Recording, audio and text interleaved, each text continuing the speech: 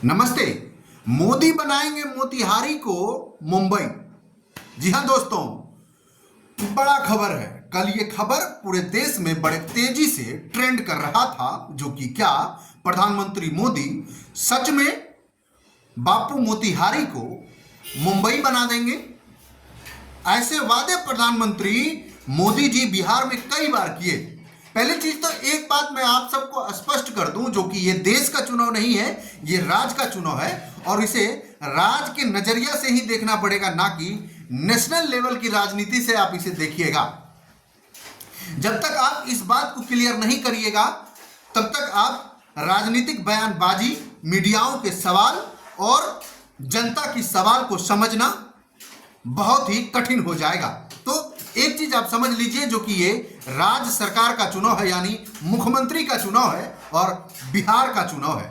आपको बताते चले, बिहार में घर घर नेता होता है और घर घर गरीब होता है, क्योंकि पूरे देश में अगर कहीं से भी मजदूर की जरूरत हो तो वो बिहार से जाएगा।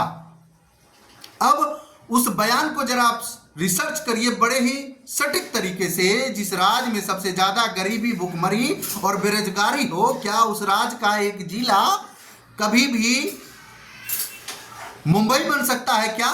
ये सिर्फ हवाई बयानबाजी है दोस्तों। मैं इसलिए कह रहा हूं क्योंकि बिहार को फिर से फ्री का लेमन जूस दिया गया, और ऐसा लेमन जूस जो बच्चे चूसते हैं ना, उनसे भी खतरनाक पॉइजन है ये। फ्री का जो लेमन जूस है ना, ये बहुत बड़ा पॉइजन है। बिहार को रोजगार, शिक्षा और प्राइवेट कंपनियों की जरूरत है। तो एक बार फिर से फ्री का लेमन जूस और बड़ा सपना दिखाकर प्रधानमंत्री मोदी फिर से वोट बटरने का बड़ा प्रोपगंडा बिहार में सेट कर दिए।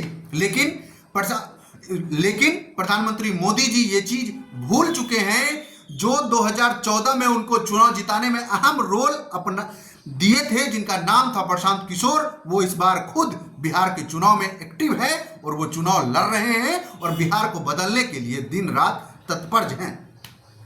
आपको बताते चले, प्रशांत किशोर ने इस बयान का जमकर विरोध किया। उन्होंने कहा, जिस चीनी मिल का अभी तक उद्घाटन नहीं कर पाए प्रधानमंत्री मोदी, संचालित नहीं हो पाया, जिस चीनी मिल का ये बयान दिए थे, जो उसी चीनी मिल में हम बैठकर चाय पिएंगे, अब फिर से ये नया प्रोपगंडा बिहार वासियों के सामने परोस रहे हैं और सिर्फ बेवकूफ बना रहे हैं। लेकिन दुर्भाग्य देखिए, उसी प्रदेश का मुख्यमंत्री थपथपा रहे हैं और ताली बजा रहे हैं प्रधानमंत्री मोदी के बयान का। लेकिन मैं इस बयान का खंडन कर रहा हूं, क्योंकि बिहार को अब रोजगार, शिक्षा, पलायन से रोकना और तो और अब बिहार को सबसे बड़ा जरूरत बिहार में फैक्ट्री का है, जो लगाना प्रशांत किशोर जैसे नेताओं का सपना बन चुका है, जो दिन रात बिहार के माटी में अपना पसीना बहा रहा है।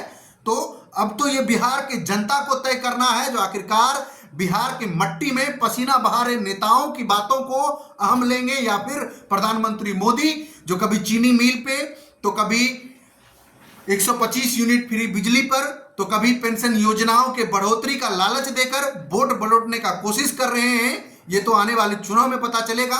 नेक्स्ट वीडियो के लिए बना रहिए, तब तक के लिए शुक्रिया।